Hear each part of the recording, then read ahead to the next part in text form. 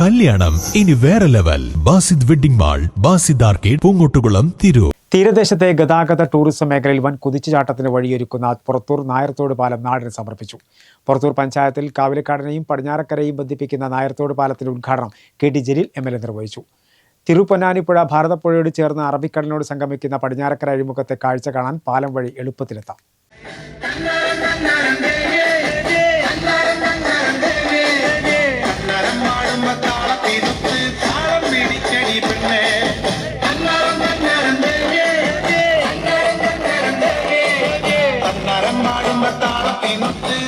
പുറത്തൂർ പഞ്ചായത്തിൽ കാവിലക്കാടിനെയും പടിഞ്ഞാറക്കരയെയും ബന്ധിപ്പിക്കുന്ന നായർത്തോട് പാലം ഉത്സവാന്തരീക്ഷത്തിൽ നാടിന് സമർപ്പിച്ചു. വാദ്യമേളങ്ങളുടെ അകമ്പടിയോടെ കാവിലക്കാട് നിന്നും നാട്ടുകാരും ജനപ്രതിനിധികളും ഘോഷയാത്രയായാണ് എത്തിയത്.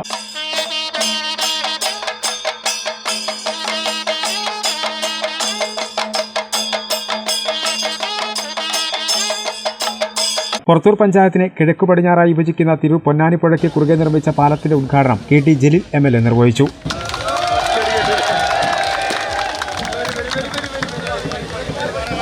ഔപചാരികമായി നാടിന് സമർപ്പിക്കുകയും ചെയ്യുന്ന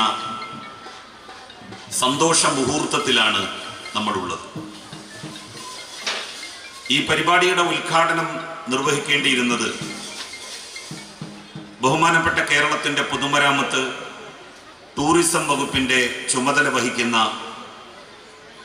കർമ്മോത്സുകനായ മന്ത്രി അഡ്വക്കേറ്റ് PA മുഹമ്മദ് റിയാസ് അവറുകളാണ്. അദ്ദേഹത്തിന് ഇന്ന് വയനാട്ടിൽ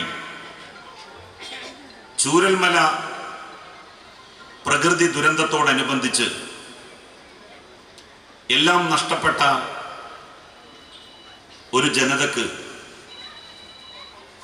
ആശയും അത്താണിയുമായി നൽകപ്പെടുന്ന ഭവനങ്ങളുടെ സമർപ്പണ ചടങ്ങിൽ പങ്കെടുക്കേണ്ടി വന്നതിനാൽ